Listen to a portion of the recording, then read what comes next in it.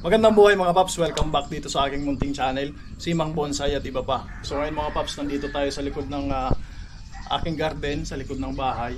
Ito, at sa harap po natin mga paps ay bougainvillea na exposed roots. So ito mga paps yung naipakita ko na dati na ginagawa ko lamang na clip and grow technique. So ngayon ay sa tingin ko kakailanganin kong gumamit ng wire dito mga paps.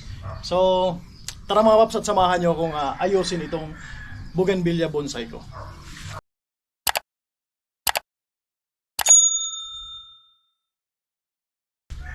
So ayan mga paps, at ikotin natin. Yan nga pala yung back. Tapos ito yung napili ko na front dati. Yan. Pero pwede rin na ito yung gawing front. So pwedeng balik rin ano mga paps. So ang gagawin ko rito, magpo-pruning ako dahil sobrang haba na ng mga branches at magwa-wire na rin ako. So dati clip and grow, ngayon mga paps ay iwa-wire ko. So ayan mga paps, so para buhelo, uumpisahan ko dito, puputulin ko muna tong ginawa kong apex para maikot natin ang kasi sobrang haba na, tumatama na sa pader at wala akong space na medyo maluwang. Yan. So winner ko na nga pala yan. Nag-pruning na rin ako nito dati pero hindi ko na ipakita. So ngayon ay aayusin natin. So magwa-wire ako ngayon mga paps kasi medyo natatagalan ako sa clip and grow. Kaya nagbago yung isip ko at gusto kong i-wire ngayon. Yan.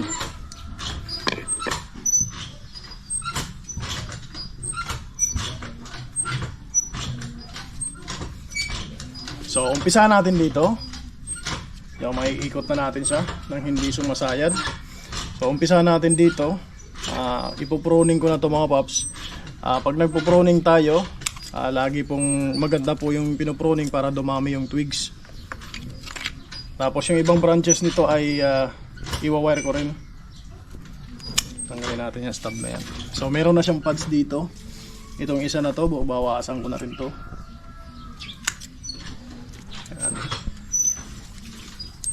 Ito mga paps, iwa-wire ko to pa, tagilid. Ganyan.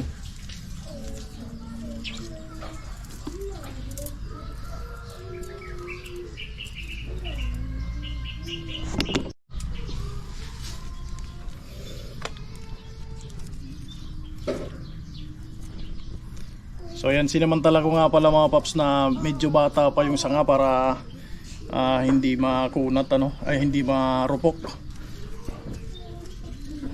Kasi marupok po itong bougainvillea. Pag binawire, maaaring maputol agad, mahirap i-bend. Tapos kaya kailangan pag mag-wire ka dapat nito ay siya, yung parang dehydrated. Hindi masyadong nadidiligan muna mga 2 o 3 araw para hindi ganoon karupok. Pero sa ngayon, ang ginagawa ko ay bata pa para maibibend ko pa. At dahan-dahanan lang natin ibibend mga paps kasi yun nga marupok at baka mabali. So kaya hindi ko muna ipuputulin yan para maging woody pa yung kanyang branch.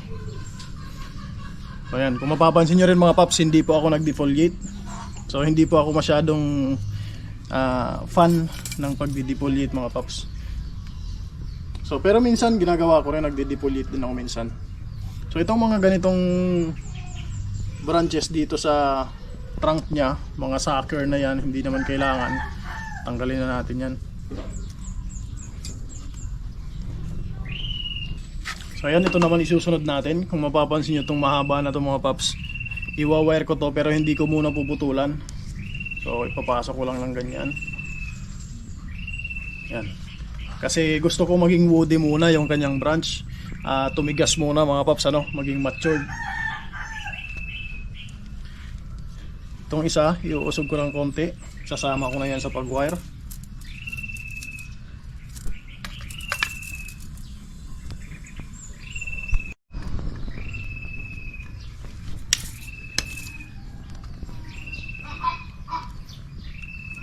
So ganito palagi mga paps, dala-dalawang branches sa isang wire na ginagamit para hindi masayang yung wire natin, hindi masyadong umiksi at makakatipid na din tayo para rin magkaroon ng magandang angkor.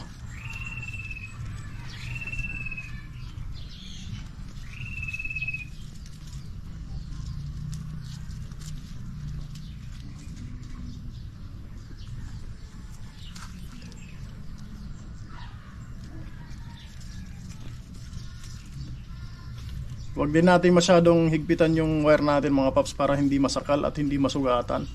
Pangit din kasi sa bougainvillea yung maraming sugat yung katawan. Maganda pag yung solid na solid ano.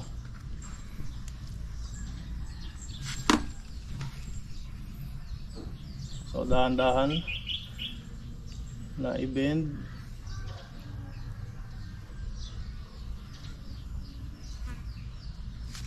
Ayan. Tapos ito prone na yan para magkaroon na ng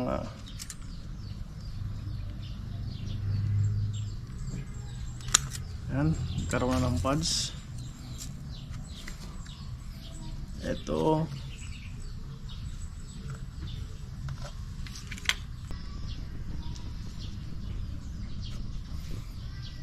itong isang branch na to parang kakailanganin ko to.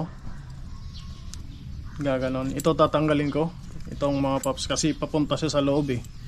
Eh pangit yung ganyang branch na papunta sa loob.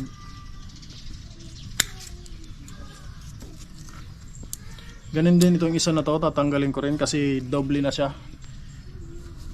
Doon mismo sa may location ng isang branch, tatanggalin ko rin to. Ayan. So ito i-wire ko na. Kasi ito iusog ko ng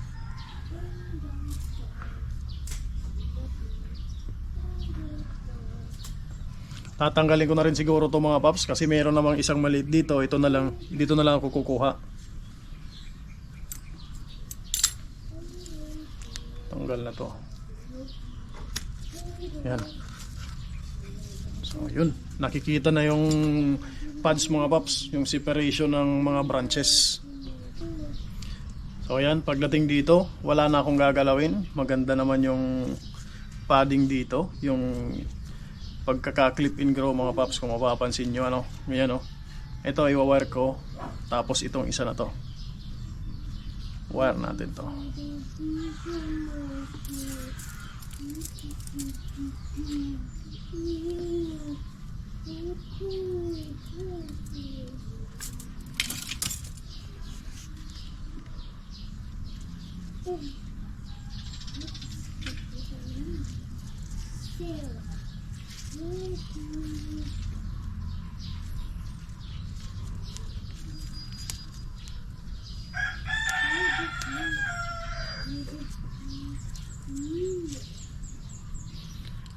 So ito lang ang disadvantage pag nagwa-wire mga paps kasi nasusugatan yung branches. As much as possible sana ayaw ko na nasusugatan yung bark niya. So kailangan para maiporma no. Maiporma natin yung bonsai natin.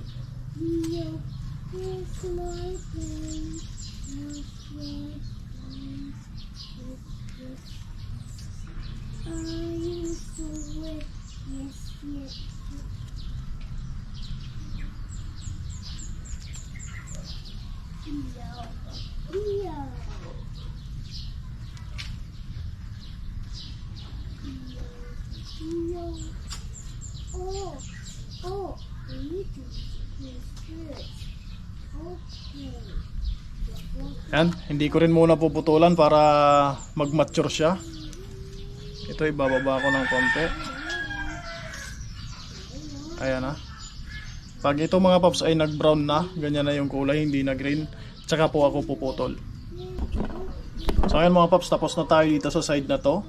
So dito naman tayo, itong branch na to na isa. So kung mapapansin nyo, halos lahat ng primary branches ay nailatag ko na. So yung mga susunod po na nilalatag ko ay mga secondary branches po yan mga paps, para makapagbuo na ng pads. So itong mahaba, plano kong putulin pero i-wire ko muna dito. Tapos meron kasing papasok ito. Pinag-iisipan ko kung tatanggalin ko siya o ilalagay ko dyan. Pero siguro mas maganda kung tanggalin na ano. Huwag na tayong magdalawang isip. Kasi crossing po siya pabalik doon sa loob. Hindi tayo makakabuo ng pads pag may ganyan. So ito na lang isa ang i-wire ko. Tapos ito siguro ang i-contradict ko doon. So ayan, wire natin yan mga paps.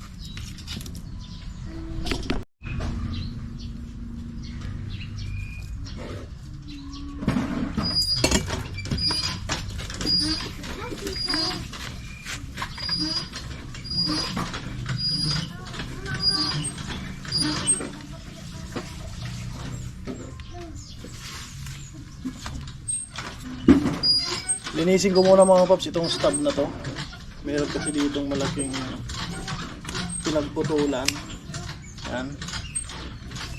Tanggalin na natin to para makita na yung tapering.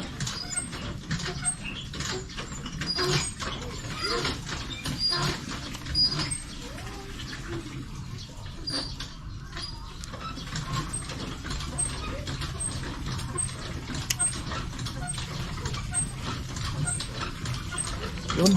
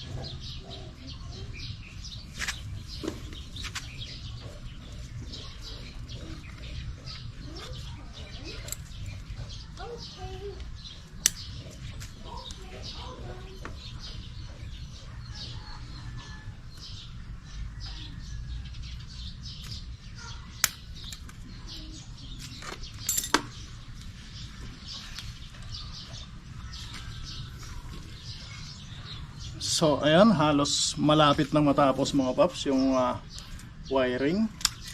Putulan na natin yan para dumami yung twigs. Ayan, so may konting issue. Siguro nakikita nyo ng mga paps ano, kung alin yung issue. So tanggalin natin muna tong mga sucker na to.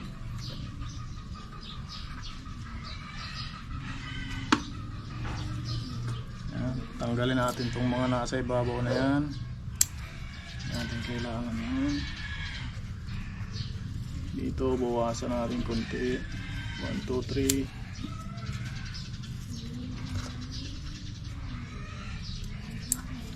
So ayan mga paps. So kung mapapansin nyo mga paps, meron ng pads itong mga paikot nya hanggang dito sa likod. Ayan mga paps, ano, kung mapapansin nyo, kung halimbawa yan yung front na napili natin, merong issue dito. Itong part na to, walang branch na papunta rito. Tapos merong tumubo dito sa medyo baba niya. Kung tutuusin, hindi natin to kakailanganin, kaya dapat nating alisin. Kaso walang branch dito, kaya ang gagawin ko, ipupuse ko siya pabalik, parang grafting. So hindi ko muna siya puputulin at igagraft ko siya dyan, ididikit ko dito sa branch na to para magkaroon ng branch papunta rito sa pabalik na to at hindi maging parang hotdog itong itsura nito. So lalagyan ko ng kanal, tapos itatali ko yan dyan. So ayan, ito nga yung sinasabi ko na lalagyan ko ng kanal. Meron pa akong isang i-wire dito sa likod, pero hindi ko muna i-wire kasi baka mga madaanan yung lalagyan natin ng kanal, madaanan ng wire. So mamaya na lang pagka nalagyan na. So ngayon, bubutasan ko yan. Lalagyan ko para parang grafting ito mga paps, para may madaanan dyan yung branch at dumikit. Ano? Ipo-fuse natin dyan sa kanyang trunk. Sana maging successful. Yan. Kaso wala akong mga paps, wala akong grafting tape, kaya ano lang muna, electrical tape at saka tali, goma ang gagamitin ko.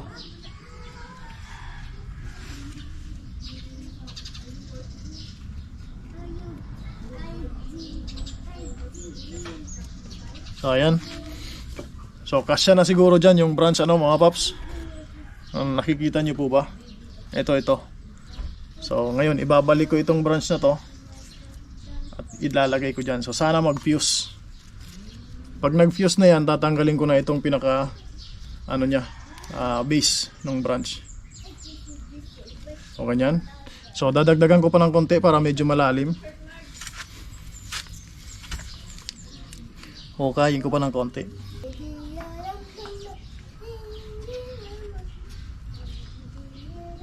So sana maging successful to para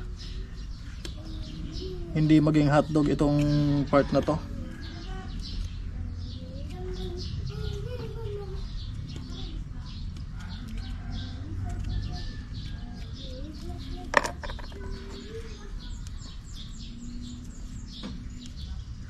So ganun mga paps. So ayan, lalagyan ko na ng tape at tatalihin ko na.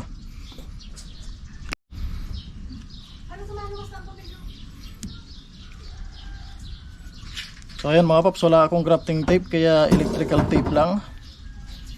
Sana ay maging successful ito kahit ganito lang.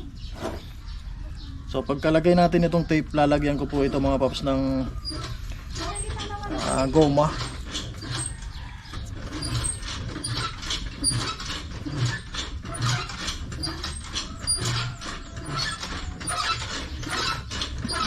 Para dumikit siya dyan.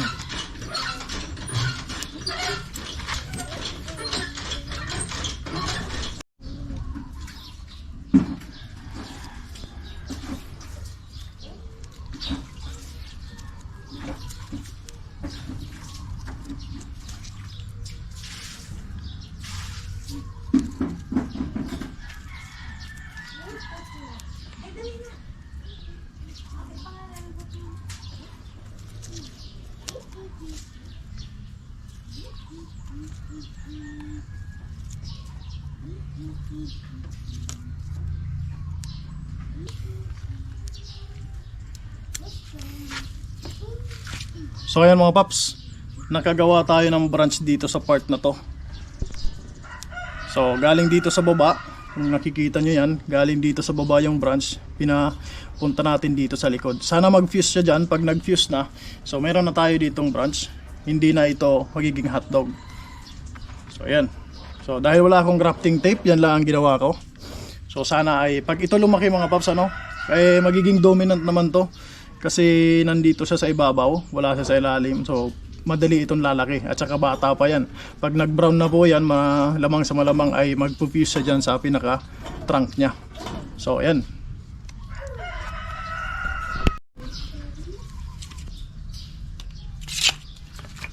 So ayan, susunod mga paps ay iwa-wire ko na itong naiwan na branch dito. Itong isa na to para malagay dyan.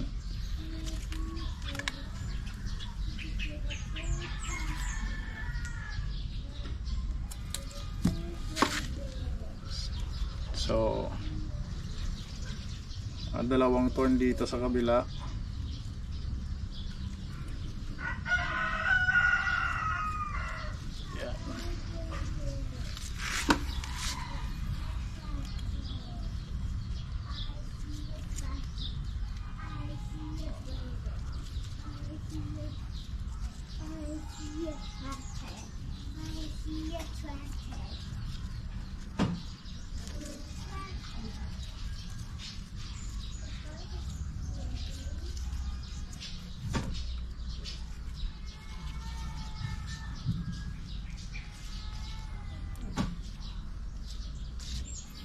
Yan. So ganyan lang, tapos putol prune para dumami yung branch, yung twigs. So yan na, tapos na mga paps. So mga paps, ito at natapos ko na nga i-workshop itong aking bougainvillea na exposed roots. Ayan na po ang itsura nya. So meron na akong mga naka-prepare, naka-ready na pads dito sa iba-ibang part. So 3-dimensional po siya, lahat ng sides ay merong branches. Tapos diyan, may pads na rin diyan. Dito meron nang naka-prepare. Tapos dito meron na rin. At ito ay ipofuse natin o i-graft natin. Nag-graft na. Ano? So sana ay maging successful yan para makorek natin yung bakante dito. So yun lamang mga paps. Tingnan po natin ang paikot.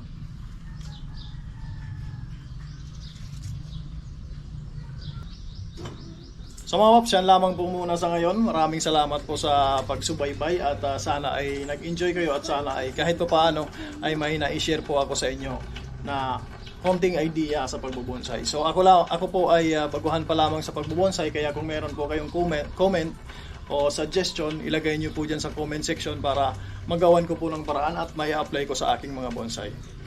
So, yun lamang mga paps. Once again po, doon sa mga hindi pa nakakapag-subscribe, iimbitahan ko po kayo na mag-subscribe.